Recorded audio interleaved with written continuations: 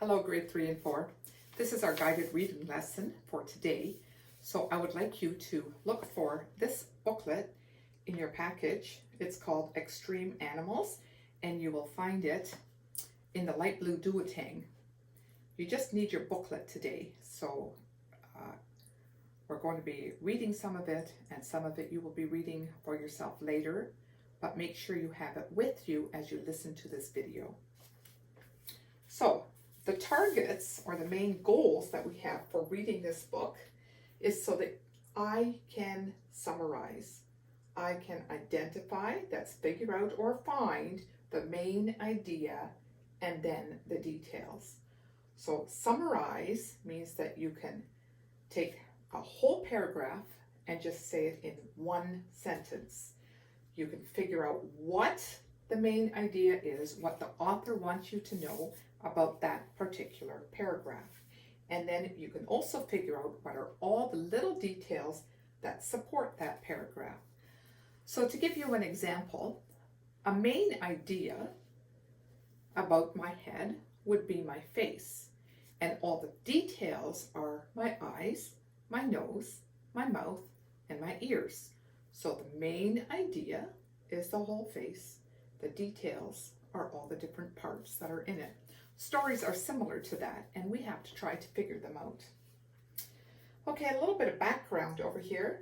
We're talking about animals that are extreme. Extreme means that these animals have qualities or characteristics that are out of the ordinary, that are not normal. These characteristics stand out in these animals, and it makes them set apart from other animals. Okay? And in order to be able to really see why they are set apart or how they are set apart, the author often uses comparatives. Now, I'd like you to flip through the book with me, and I want you to notice on the front cover, we've got the title, Extreme Animals. Then we've got a picture which shows an elephant and a truck, two trucks over here. I wonder why the author did that. Maybe you can figure that out. Then it tells us that the author, right over here, this book is written by Kathy Lester and is illustrated by Signe Norden. Okay, so that is the person who drew the pictures. Then we're going to turn the page, and we notice right away we have another sort of title page with a different picture. Same information.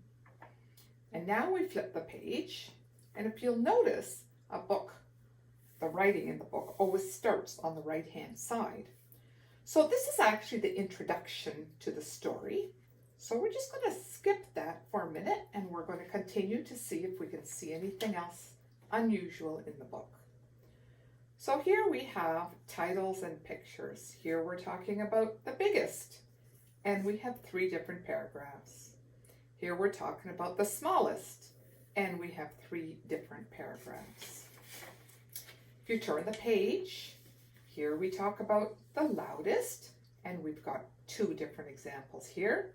And here we talk about the quietest.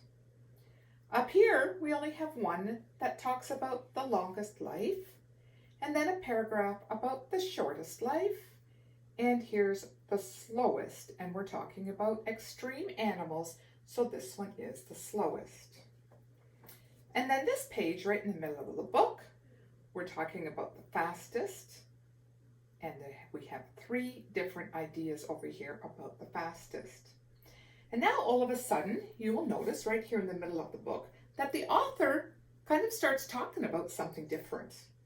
This one says fun facts about reptiles. Reptiles is one of the categories in which we categorize all the animals.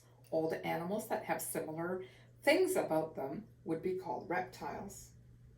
Here, another group of animals that he wants to talk about are water creatures. And he's got a few over there. We can see 5 of them here that he wants to discuss. And then we talk about fun facts about mammals. And we see a picture over there. I think it's a zebra. And we see a few other fun animals there as well. Then he goes to talk about the insect world. And now, fun facts about birds. 2 pages of those. And then on the last page, you have an opportunity to add to the book about what other extreme animals that you know about, where you can think about them and you can write that down yourself. So that's the basics of flipping through this book. And I think for today, we're only going to talk about the first half of the book. That will be enough for this time. Okay, so I'd like you to turn to page 3, and I'm going to read it with you because this is sort of an introduction. It says, many unusual animals have special stories to tell. They seem to go to extremes to get noticed. Something about each of these animals makes them different from other types of animals. It might be an ability or special talent that makes them stand out. Is it their speed or their size or even their coloration, which means their color? One is tall as a 2-story house and another is as small as a mouse. Maybe one can jump higher or hide in a small space, or they can see farther or scream louder. This book tells many odd, unknown, and fun facts about these unusual animals and what makes them different and special. Read on to learn about some of the most extreme animals in the world. So boys and girls, this was the introduction. Though it doesn't say introduction for a title here, we can tell it's an introduction because the author is telling us what we are going to be reading about in the book. Okay, so now we want to kind of flip through this first section. And here we can see that he talks on this page here, we see he talks about the biggest. I'm going to read one of the paragraphs here, the top one. A giant blue whale is as long as half of a football field. The first thing I want you to notice over there is that in order to find out how big a blue whale actually is, the author compares it to something. That's really important, boys and girls, because otherwise we wouldn't really know how big the blue whale really is. And then it goes on to tell some different ideas about the blue whale. So they have supporting facts. Then he talks about the baby elephant. And again, I want you to find out what he compares it to in order to find out why it is extreme. A baby elephant can weigh 136 kilograms or 300 pounds when it's born, and it will keep growing for 30 years. And then you have to figure out in here, when you read it, go a little bit further, what does the author compare the elephant to in order for us to realize how heavy it actually is? And boys and girls, I would like you to do that with all these sections right until you get to the middle of the book. I would like you to take a lined paper, or you can even take a highlighter if you have one, or perhaps a ruler and a pencil, and underline, just how I highlighted it. I'd like you to underline what the animal is being compared to in order to realize how extreme it actually is. Okay, I want to say that God created these animals at the very beginning of the world, and they're pretty awesome. We can see how creative our God is when we consider all the different kind of animals and how extreme they all are.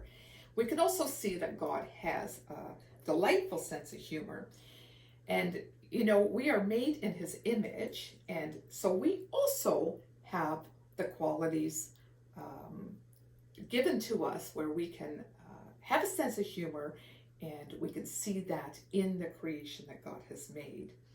Okay, so we're just going to do this first half today. I would like you to read through it, and again, I'd like you to underline in each section what is being compared to the animal to make it extreme.